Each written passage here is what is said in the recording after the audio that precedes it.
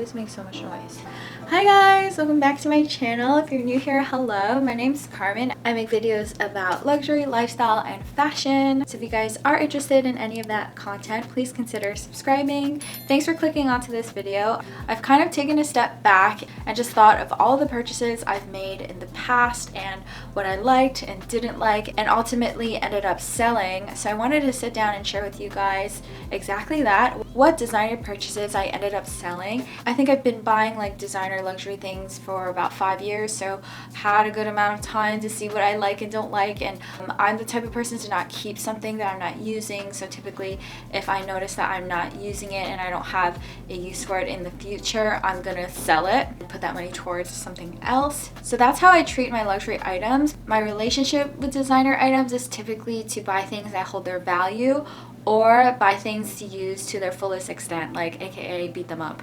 So that's how I feel about that. And if an item is not serving me, I'm just gonna let it go and move on. And generally, because that's the case, like I try to buy things that will at least hold their value. I typically don't really lose that much money, except for like the opportunity cost if I had invested it, but you know, what's the fun in that? So I have 4 luxury items I wanted to talk to you about. They are quite different from each other, so I thought that was really interesting. They all have their own reasons. I've kind of like realized why I sold them and know what to do going forward to avoid doing that again. So I'm gonna try to do it in chronological order. And I don't have any of them, so I'm just gonna have to do like little screenshots and put them on the screen. I think this is useful because like since I sold it, I can tell you if I regret it or not, because if I still had it, I can't tell you if I regretted selling it or not. So, you know, always trying to spin this in a positive light. So the first item is actually like my first ever luxury purchase. So my mom let me pick it out, and I didn't want her to buy it new for me because I already knew that like there are so many out there. And the item was a Louis Vuitton Speedy 25 in Damier Ebene. I really loved it for the summer that I had it. I think back then I wasn't really into fashion, so I just like carried it around with my regular outfits. Just found myself like really struggling to style it. Like I didn't know what to wear with it. I didn't know what went with it. It just, honestly, it wasn't my style. I had picked it out because after watching so many YouTube videos, it has been deemed one of the best like starter bags from all the fashion houses, and especially Louis Vuitton. And I really didn't want my mom to spend that much on a bag for me, so I really tried to find like a budget friendly, like obviously cheaper than retail. So I think I found it for like $500 or $600 on eBay from a reputable seller, and then I got it authenticated online, so I was really happy with that. It's a really fun experience, you know, doing the research and buying it. But personally, I think I probably got caught up in like doing the research, getting excited about the brand, and kind of putting like my personal style on the back burner, if that makes any sense. So I think after having it for like a year or so, I decided to just sell it. And I went about submitting the bag to like Fashion File, Rebag, all of those. And Fashion File actually quoted me, I think, a little bit more than what I had bought it for. And I really just like didn't want it like sitting around and everything. I actually think I was in college at that point. I remember like being at school and I felt so guilty that I wasn't wearing it because obviously I'm going to school. So that's what ended up happening with that bag. What I learned from that was I really need to keep in the forefront like what I want this bag for, what am I going to do with it, am I going to wear it, rather than like just loving a brand and then just like buying something to look at it because it's so cute.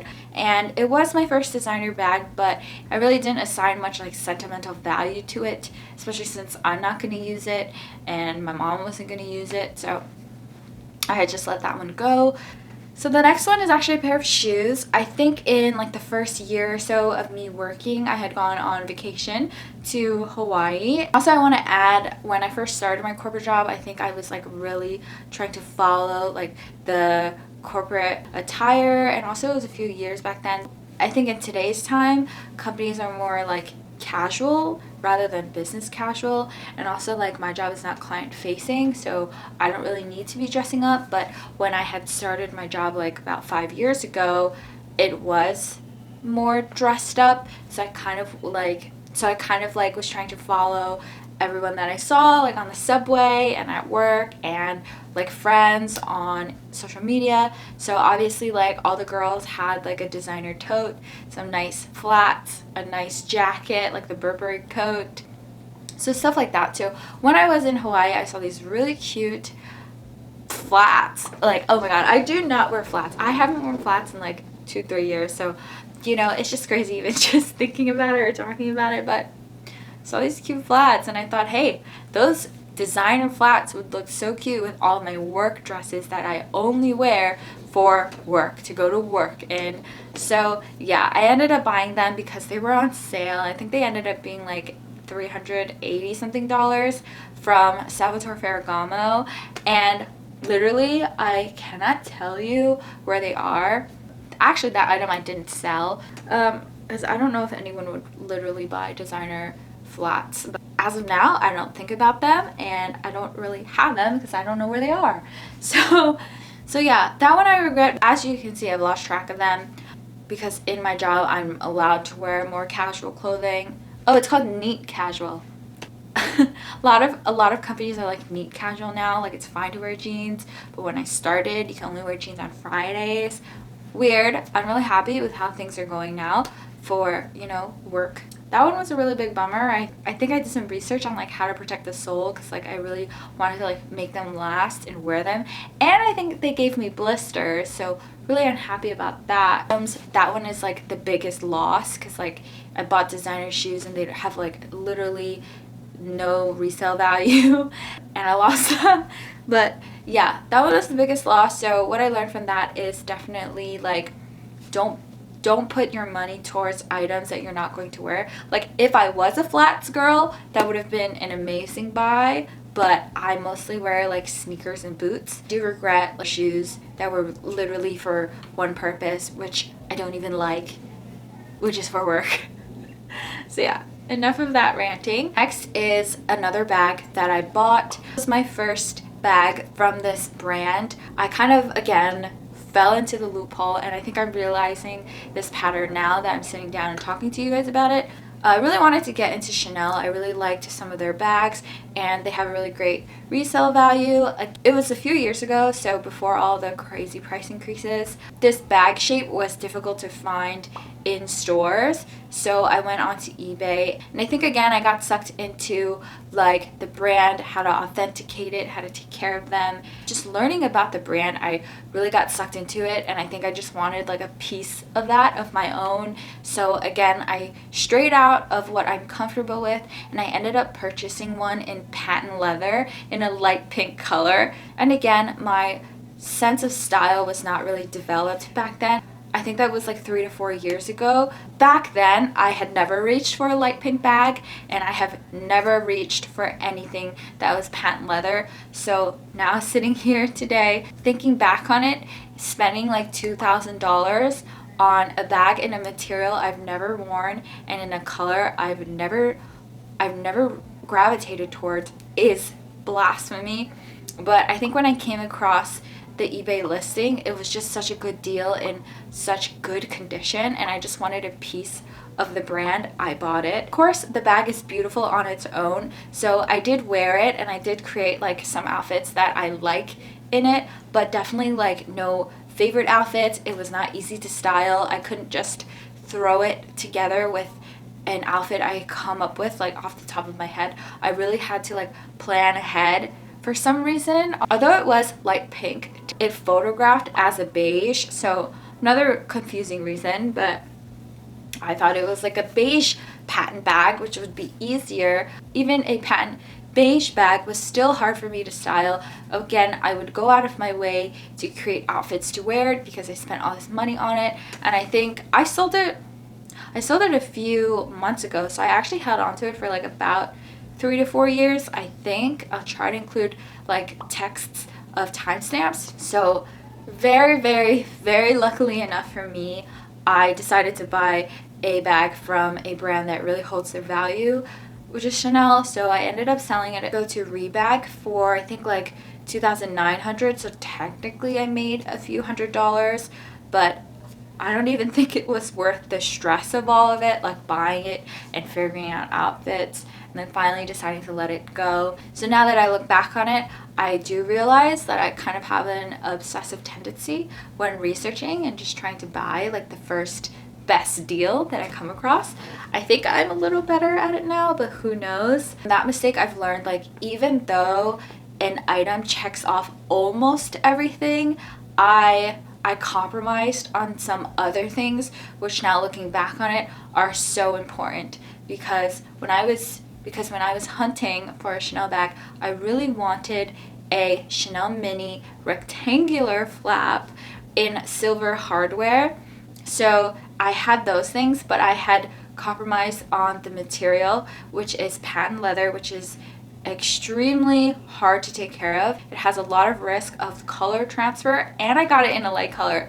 Like, I'm literally so mad at myself, and I compromised on color. So that's what I learned. Definitely don't compromise on color, don't compromise on material. So that actually leads into the last item that I regret buying, which is something that I bought on vacation, and it was a good deal. I was actually in Hong Kong at a mall, and they had a Chloe outlet store, so I popped in there. I never owned anything from Chloe. Chloe is really like boho chic, which is not really my style, so there you go. There are a few bags that looked good on other people, so I wanted to check them out. I did first look at it in black, but for some reason I didn't go with black, and I picked again a light pink color.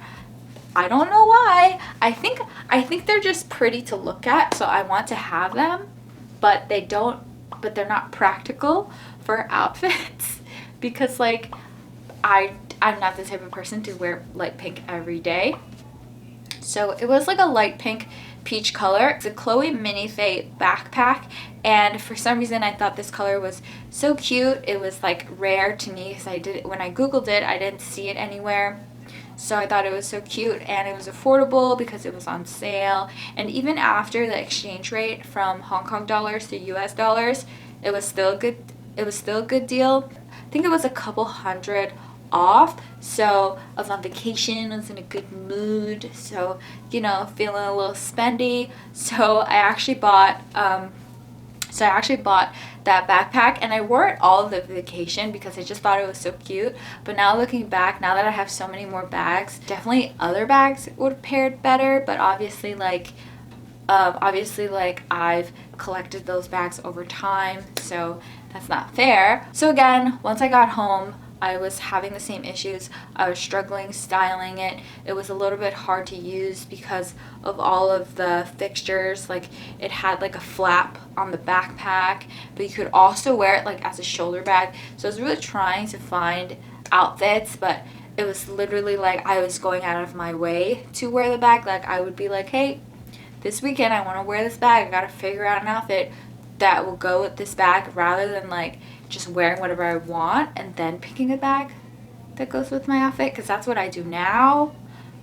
But yeah, of course, that's just my personal take on things. But again, what I learned from that purchase that I regret is probably try to withhold spending money on vacation because you want like something to take home with you. I think if I just wanted a souvenir, I should have just gotten something cheaper, but I did get other souvenirs, so you know, whatever. But again, I have this like desire to buy nice things on vacation. I'm sure a lot of people do, but I think having made a few mistakes in the past, I think I've definitely tried to keep myself like a little bit more accountable. Obviously, I think there were things that I bought on vacation that I still have and I still love now. Yeah, I just wanted to share that with you guys just because like just thought about it, and I thought this would be an interesting video. If you guys made it this far, thank you so much for making it this far. I just wanted to close off and say like style is such a unique thing. I've evolved from here, but definitely if things have gone differently, maybe I would be a flats girl, you know, maybe I would like light pink bags. But I'm here and I don't like them, and I've sold them, and I'm very oh, and I can tell you, having since sold them and lost some items, I am very happy that I decided to sell them. I'm very happy that I've actively decided to just stop trying to style things, let them go, and just making outfits is so much easier for me now, and I'm happier with other items that I have picked out that are closer to what I gravitate towards. So really happy that I actively made those decisions, and I don't feel stuck with the items that I used to have. Definitely, I want to say it's fine to try new things. I tried lots of new things. I think the smarter thing to do is to try new things in a more affordable option and see if you like that first. Kind of did that a little bit backwards a few times, but that's fine. You make mistakes, you learn from your mistakes. That's exactly what I did. I definitely learned that certain colors don't work for me, and I really need to prevent myself from buying those things, especially if they're to be worn. I've learned don't buy something just because it's a good deal. I think I definitely improved on that, being that I went to a luxury outlet and I saw a beautiful Burberry trench coat, but you know, I didn't go to the outlet looking for that.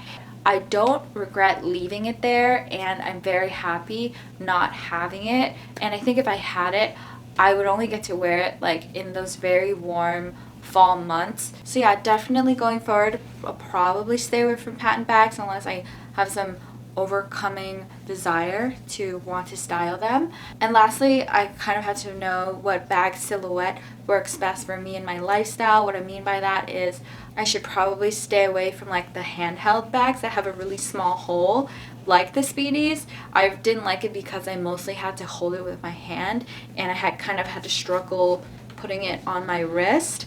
I'm okay with bags that rest easily on my forearm, and shoulder bags and backpacks, but definitely not like the handheld ones. I would love to hear if you guys have any of your own. If you guys want to share anything with me, definitely leave it in the comments. Yeah, if you like this video, please give it a like. If you would like to see more from me, please consider subscribing. And as always, I'll see you guys in the next one. Bye.